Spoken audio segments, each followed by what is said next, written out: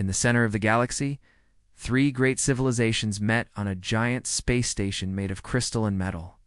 The station floated near a dead star, hidden from normal eyes. Here, the leaders of the Draxan, Valari, and Sunther empires sat in a circle. They called this place the Council of Power. High General Kravak of the Draxan was the first to speak. He was a tall creature with red skin and 6 burning eyes. "We are here to discuss the problem called Earth," he said with a grin. "Or should I say, the joke called Earth." The others laughed. Empress Zura of the Sunther leaned back in her floating chair. She had golden scales and spoke with a soft, deadly voice. "Humans? They still burn wood in some places. They barely left their own planet," Wes Kravak said. "And they fight each other more than they fight anyone else." The last one at the table was Valari Prime Thinker Nellos. He didn't laugh. He was quiet, thin, with large black eyes that never blinked. "Humans are strange," he said slowly. "They are not as simple as they look." Zura waved her hand. "Come, Nellos, you always say strange things. They have no real fleet, no great weapons. Their planet is weak. Their people are divided. What danger do they pose?" "They survive," Nellos said. "No matter what hits them. Disease, war, hunger, they survive." "That is not normal." Kravak slammed the table. "Survive. They survive because no one attacks them. We ignore Earth. That is the only reason they are still breathing." "No," Nellos replied calmly. "They survived because they adapt. They change fast, too fast. That is not natural. It is planned." The others stopped laughing for a moment, but then Zura chuckled. "Planned by who?" "Humans are alone in the dark." Nellos looked out the glass wall of the station. He pointed at a blue dot on the map. "Earth is not alone. Something sleeps there. Something very old. I feel it." Kravak stood up. "Enough ghost stories. Earth is not important. It is small. It is late. Let us move on." But Nellos whispered, "Late is not weak. Sometimes. The last to rise is the one who finishes the race." Back on Earth, far from the Council's words, something strange was happening in Antarctica, deep under the ice. A research team found a massive metal door buried in the snow. Dr. Elena Ruiz, the lead scientist, stared at the glowing symbols. "On the surface, this is not human," she said. "It's millions of years old," her assistant whispered. "How can that be?" They cleared the ice and touched the door. It opened with a hiss. Inside was a room filled with black machines. A soft humming sound began. Suddenly a voice echoed in their minds, not in words, but in pure thought. "Human DNA detected. Welcome, initiating Protocol 1. In space, a strange signal burst out from Earth. It traveled faster than light. It moved through stars, through clouds of gas, through time itself, inside the Council of Power. A warning light blinked on Nellis' screen. He looked down. Signal origin, Earth. Signal type, unknown. Signal power, impossible. What is this? He whispered Suare. And Kravak stared at him. "What did they do?" Zura asked. Nilos stood slowly. "They sent a message. But not to us." "To who then?" Kravak growled. Nellos didn't answer. On Earth, the machines in Antarctica began to move. A black cube floated into the air. It scanned Elena's face and spoke again. Phase 1 complete. Humanity accepted. The awakening begins. Lena fell to her knees. "What are you? Who built this?" The cube showed her a vision, a galaxy on fire, a race of builders, and a warning. "They laughed at you. Now teach them fear." Back on. The council station, Nellos looked up from his screen. His voice was calm, but cold. "They have awakened something," he said. "Earth is not what we thought. The game has changed." Kravak snorted. "Let them try. If Earth rises, we crush it." Nellos didn't answer, but in his heart he knew. The fire had already started. The cold wind of Antarctica blew across the snow. But deep under the ice, something old had woken up. Dr. Elena Ruiz stood inside the strange metal room with her research team. All of them stared at the black cube floating in the air. It pulsed with a soft blue light. The room was warm. Now, even though they were miles below the frozen surface, is this alien? One of her team asked. Elena nodded. It's not made by humans, and it knows us. The cube moved closer. Then it spoke again, not with sound, but straight into their minds. Human DNA matched. Your kind is ready. Signal transmission complete. Signal, Lena whispered. You sent something? Yes, the message is sent. The stars have heard. Earth is no longer asleep. Above Earth, satellites picked up strange data. Something invisible had left the planet a signal faster than light. It moved across space, like a knife, cutting through normal communication lines. No one knew what it was or where it went. The United Nations called an emergency meeting. General Mu of the United States Space Command stood in front of the council. Something sent.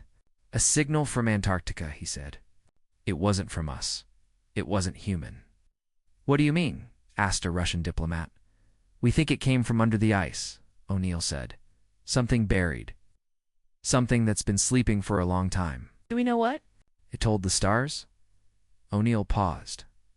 Then he said, It said, Earth is awake now. Back in Antarctica, the black cube floated toward a wall. It stopped in front of a round door. Phase 2. Activate Earth's defense memory. The door opened. Inside was a tall chair made of metal and light. How symbols floated in the air. Alina touched one of the symbols. Her eyes turned white for a second. Then she gasped. I saw a war, she said. A huge war across the galaxy. A race called the First Ones. They built this place. They hid it on Earth. Why Earth? Her assistant asked. Because she said, humans are the backup. Plan. We were meant to wake up last. The others were silent. The cube continued speaking. This station is one of 3. Earth holds the last memory of the builders. Now it will defend itself. 3 days later, strange things began to happen across Earth. In the ocean, deep near the Mariana Trench, sensors picked up movement. A giant shape covered in dust and coral began to rise from the seafloor. It was a ship, but not one made by any human hand. Black, smooth, and silent, it floated to the surface. The military sent drones, but the ship ignored them. It slowly moved toward open water and disappeared. At the same time, in the Sahara Desert, a mountain shook. Hidden under the sand, another black ship broke free from its prison. A third one woke under the Arctic ice. 3 ships, one from each part of the world. They all sent one message, repeating every few seconds. We remember. Earth rises. Do not interfere. Across the galaxy, the alien empires watched in the Council of Power. Thinker Nelos read the data with a pale face. This can't be, Zura of the Sunther said. Earth has no such technology. They do now, Nelos said. Or maybe. They always did, and we never noticed. Kravaka the Draxan growled. So what if they have a few ships? We have thousands. Let them rise. We will crush them. Nelos didn't speak. His eyes stayed locked on the data. His hands trembled. 3 ships, ... built by the First Ones. Controlled by humans now, ... Send a scout fleet, Zura said. Let's test them. Guys. The next morning, Alina and her team watched as the Antarctica ship rose into the sky. It didn't use engines. Floated like a ghost, slowly going higher until it left Earth's atmosphere. Then it vanished into space. Where is it going? Her assistant asked. Elena's voice was low. To answer the signal? To tell the stars that Earth remembers? The people of Earth didn't know everything. Most thought it was a satellite launch or a weather balloon. But governments knew. The military, and secret agencies all agreed something had changed. Earth was no longer just a blue planet. Something ancient had woken up and had chosen humanity. The question now was, what happens next? In a hidden room inside the Pentagon, General O'Neill watched the satellite feed. He turned to a shadowy figure in the back. What do we do if aliens come? He asked. The figure smiled. We don't run. he said. We show them what humans become when pushed. We show them fire. To be continued in Part 3, The Awakening Protocol. Subscribe to HFY Sci-Fi and never miss a chapter. The sky over Earth looked the same. The stars were still bright, the moon still circled. But something under the surface had changed. In hidden places all around the world, ancient machines started to move. Some were buried deep in caves. Some rested under cities. Others floated quietly in the oceans. All of them began to wake up because the awakening protocol had started. Dr. Elena Ruiz stood in a UN research base in Geneva.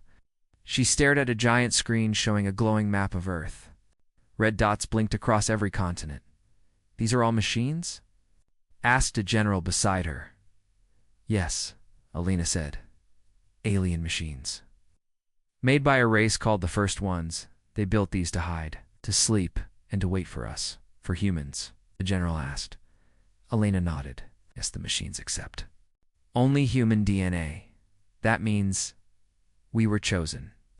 In a lab in Tokyo, scientists were shocked.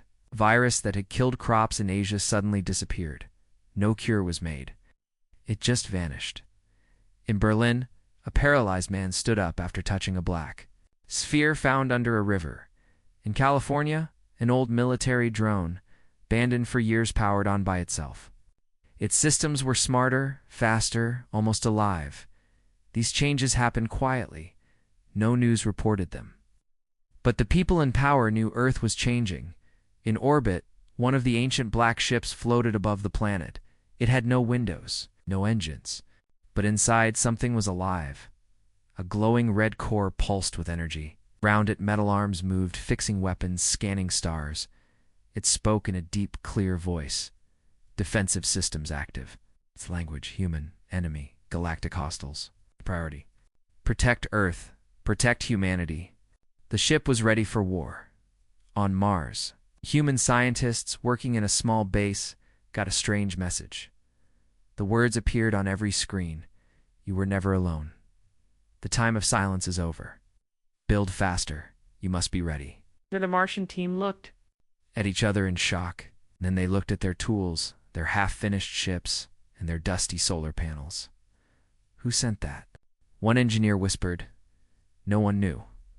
Meanwhile, in the Council of Power, alien leaders met again. Valer, I think Ornelos, had a cold look on his face. The machines on Earth are not just weapons, he said. They are more than that. They are intelligent? You mean AI? Empress Zura asked.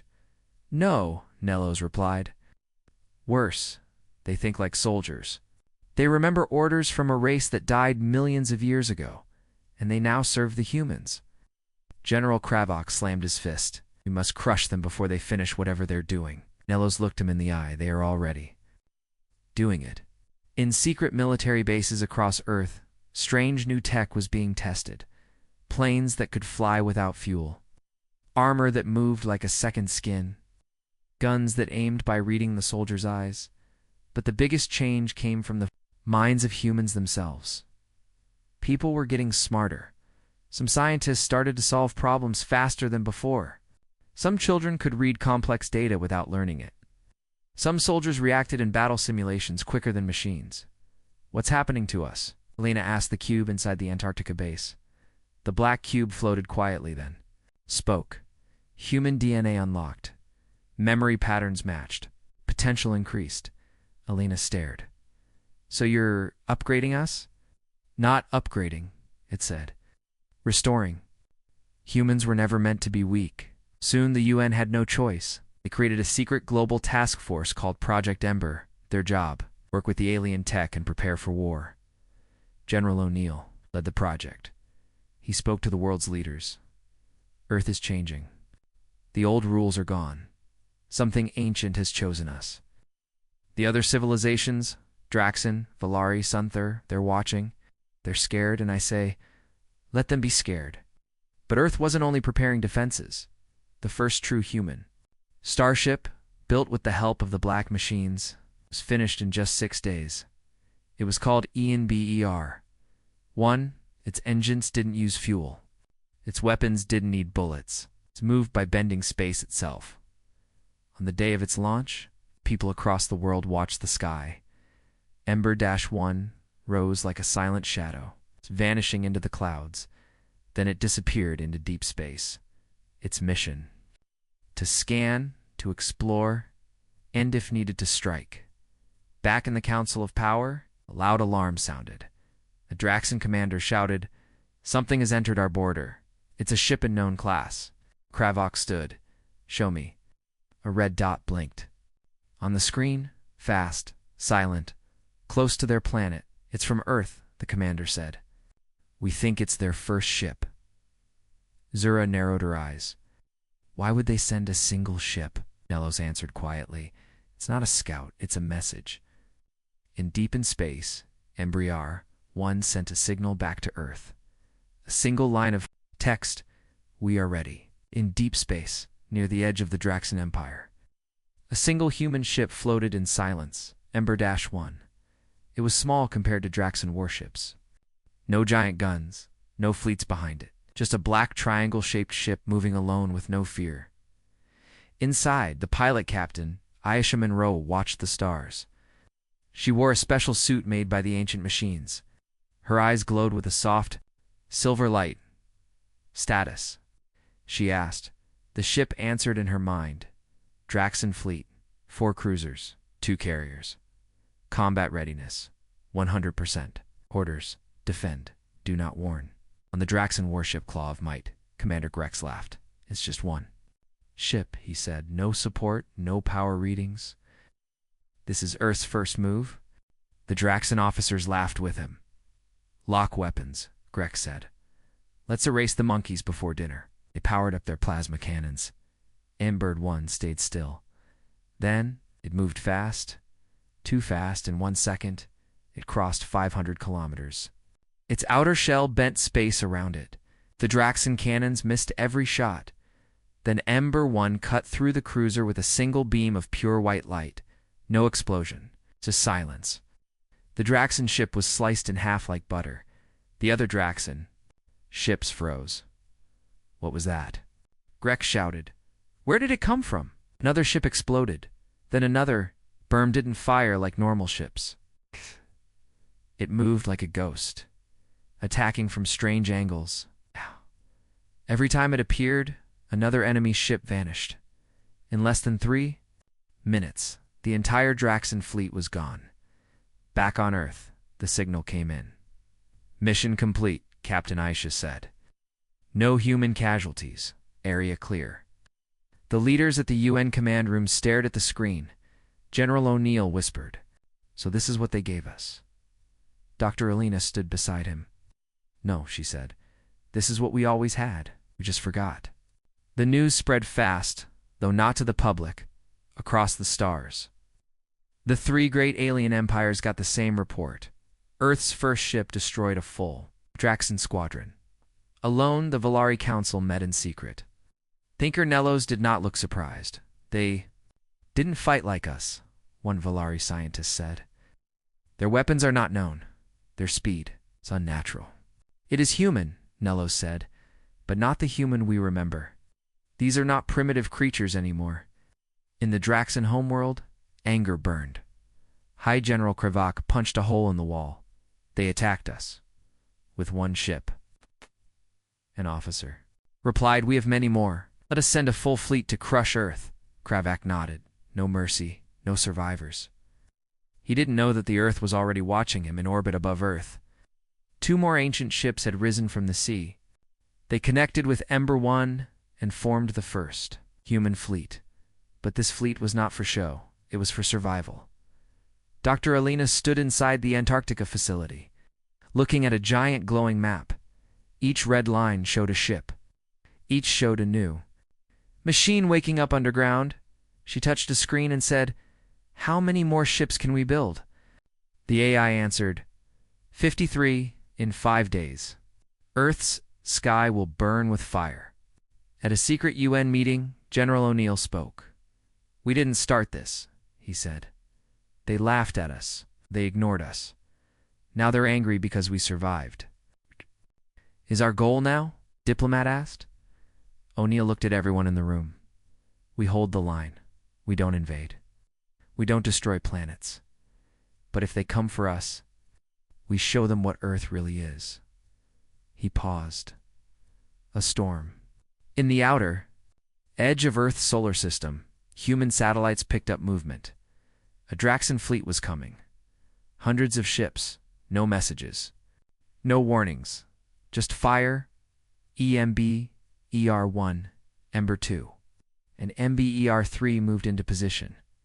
They didn't need fuel. They didn't need sleep. They had one purpose now. Defend Earth, back on Earth. People still lived their normal lives. Children went to school. Planes flew through the sky, but above them in silence. A new kind of soldier prepared, one who remembered every war in history, one who had been born in chaos, and now stood in the stars. The sky would soon burn, and this time it would not be Earth that fell, it would be those who laughed. The stars had changed. Long ago, Earth was just a blue dot, small world full of war and weakness.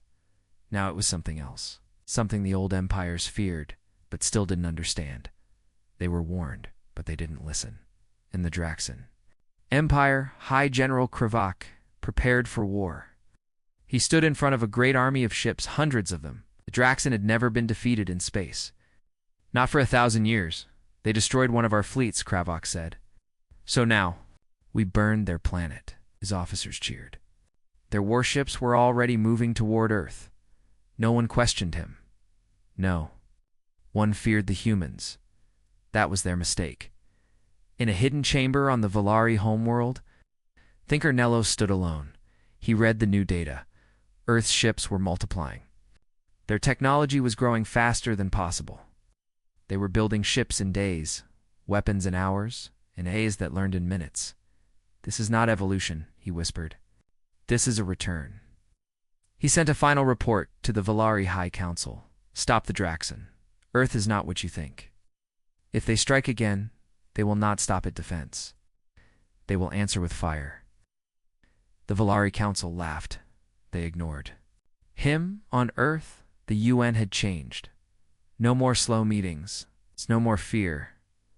The world leaders now met under Project Ember. It's the new command for all of Earth's defense. General O'Neill stood in front of the global task force. The Draxan fleet is coming, he said.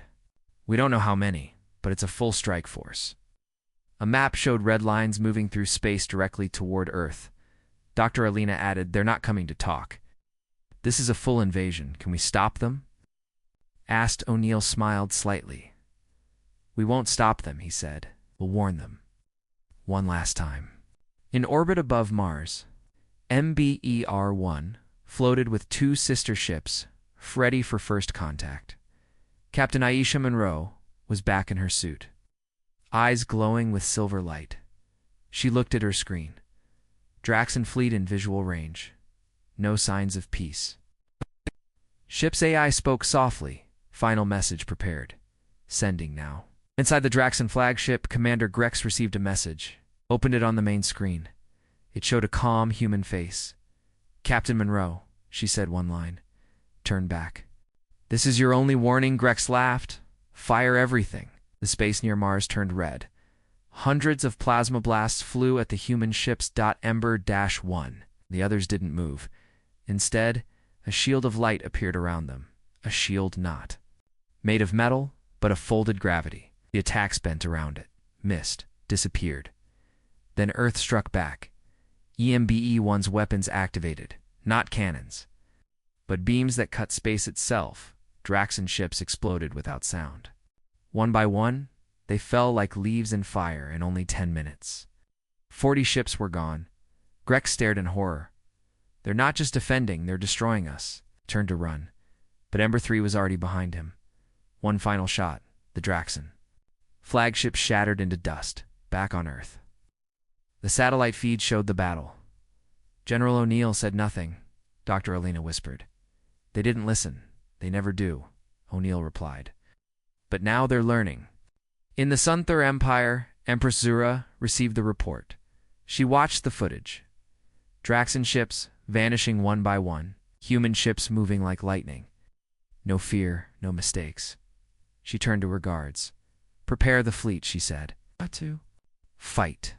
To hide. We will not make the same mistake." In the Vellery labs, Thinker Nellos closed his eyes. He had warned them. Now it was too late. The humans had changed, but not into something new. They had become what they were always meant to be, the last weapon on Earth. People began to notice Sky Dash watchers saw strange ships moving among the stars. Whispers spread. News broke for the first time in history.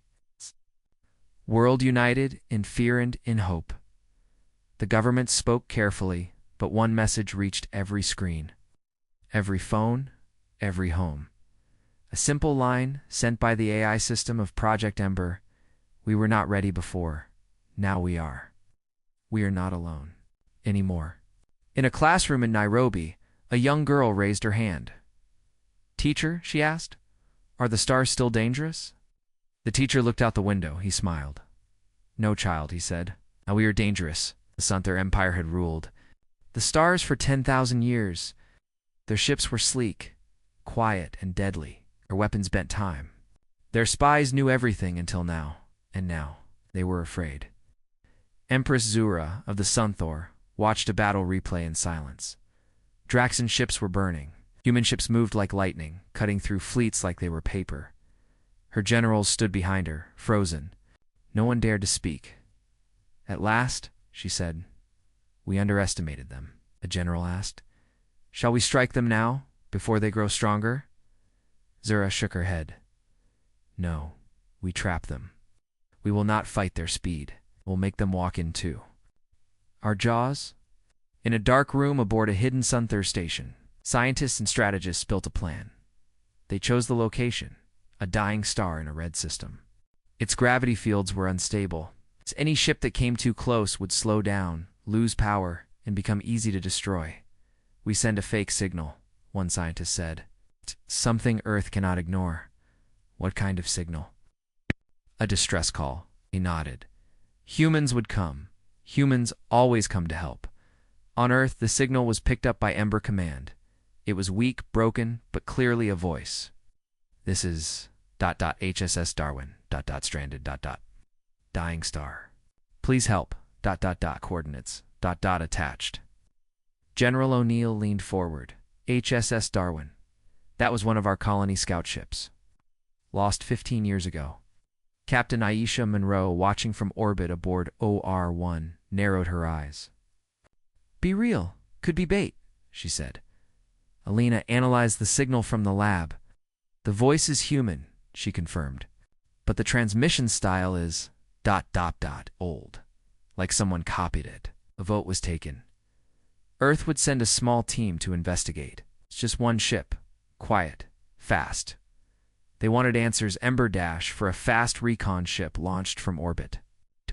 On board was Captain Ray Tyrone, a silent man with sharp instincts. He didn't speak much, but he never failed a mission. The ship reached the dying star in 2 hours. Everything felt wrong. Gravity fields pulled strangely.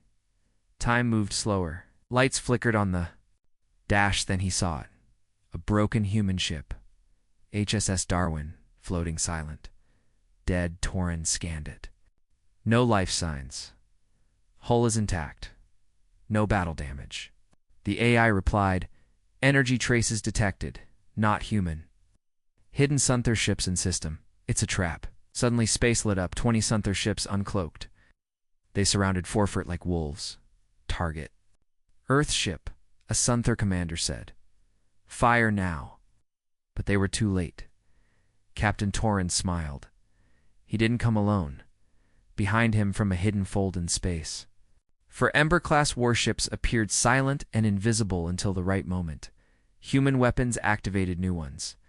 Faster than anything seen before, instead of firing lasers or missiles, they launched gravity bombs devices that bent mass and turned enemy ships inside out. The Sunther screamed. Their ships cracked and folded like paper. No time to retreat. No way to escape. Within 5 minutes, the trap turned into a graveyard. Captain Torin sent one message. "You thought we would walk in blind?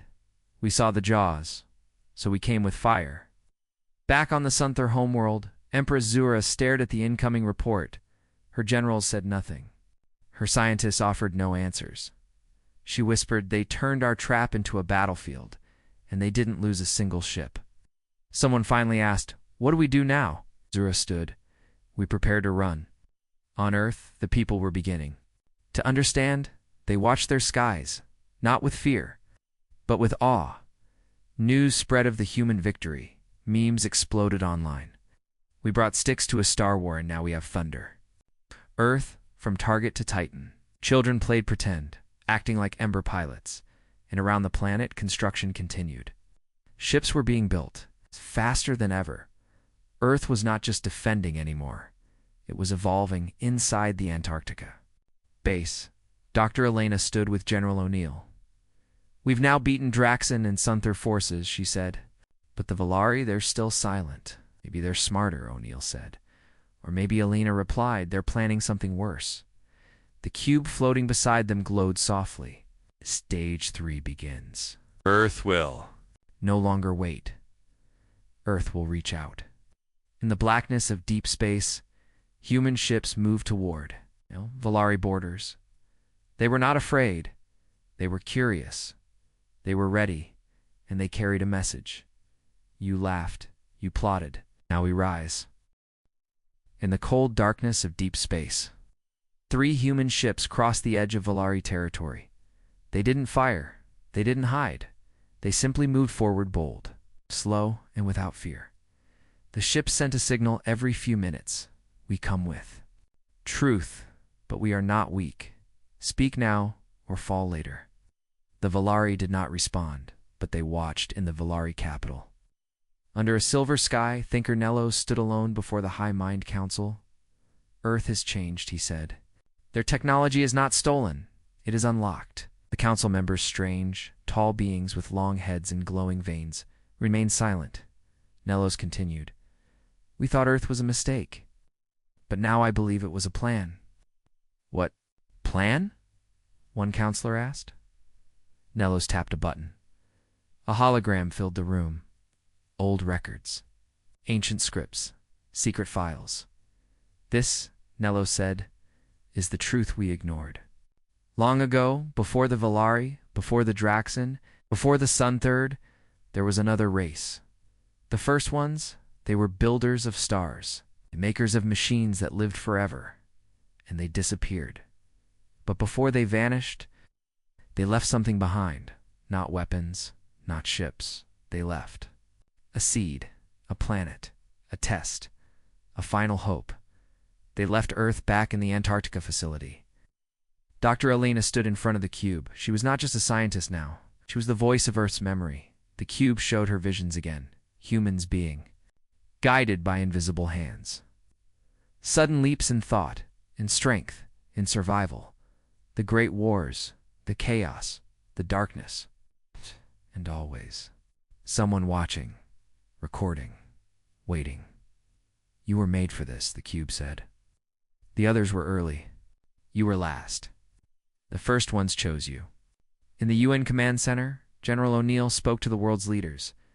"We now know Earth wasn't just lucky. We were designed. Built with potential. Hidden in chaos." He paused. "And now the time has come. No more hiding. No more waiting. For attacks, Earth speaks today." He pressed a button. A new signal was sent across the galaxy on every known channel, across the stars. The message played in perfect human voice to the Draxon, to the Valari, to the Sunthor, and all who watched us burn. We were silent because we were sleeping. We were weak because we were locked. But now we are awake. We carry the memory of those who made the stars. We remember how you laughed. This is your last day to listen. After this comes fire.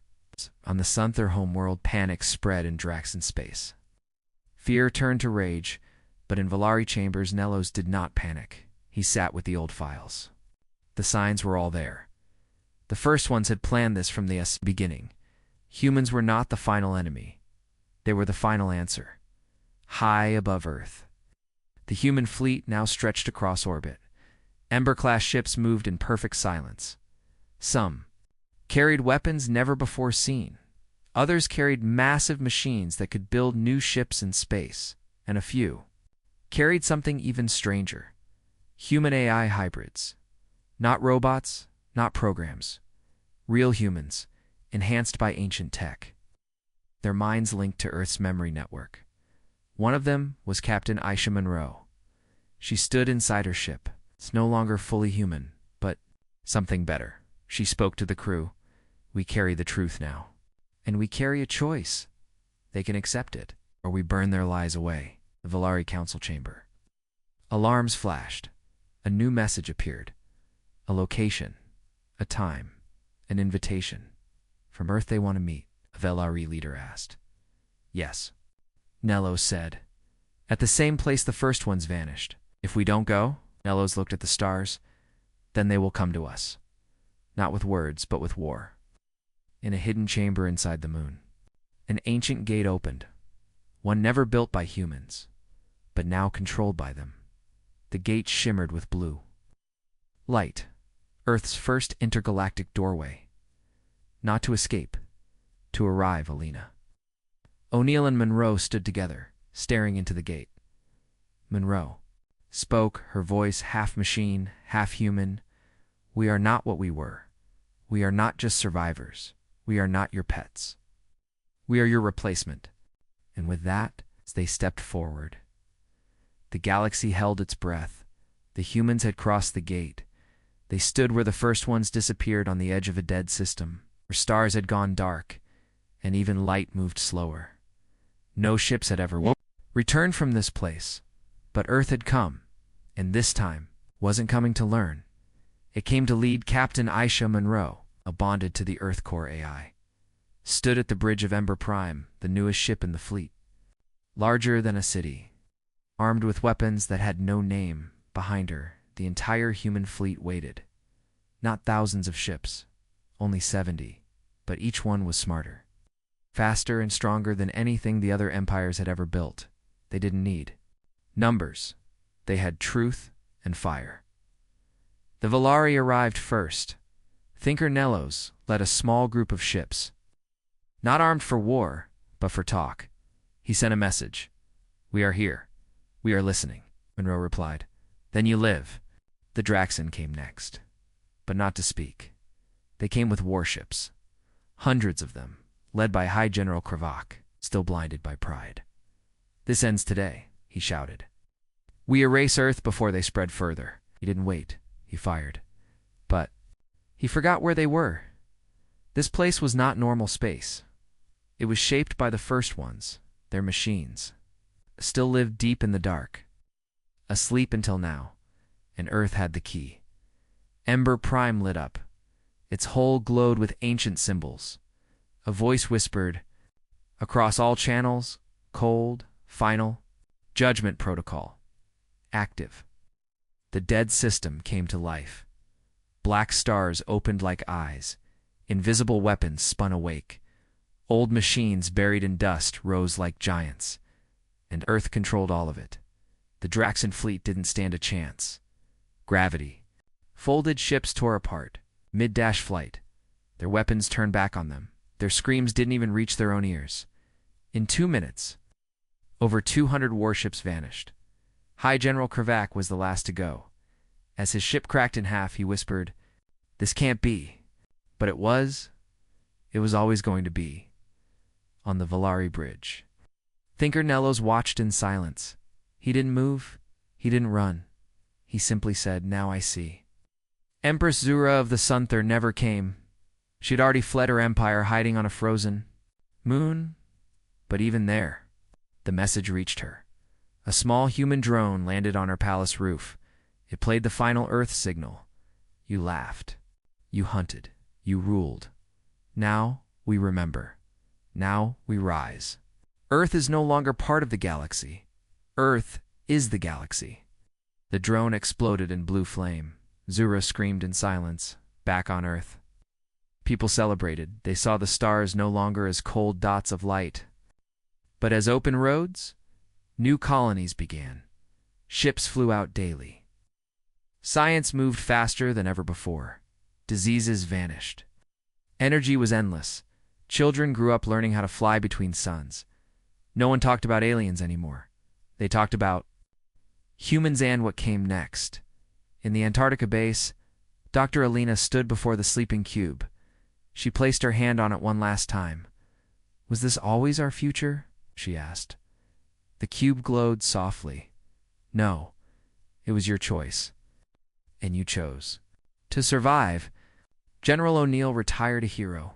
He left behind one final message for all future commanders. "Remember, they laughed at us. But we didn't shout back. We built. We rose. And when the sky opened with fire, it burned in our name." In the stars, a new symbol appeared. It wasn't the flag of one country. It wasn't from the past. It was the mark of Earth united. And beside it, one word: humanity.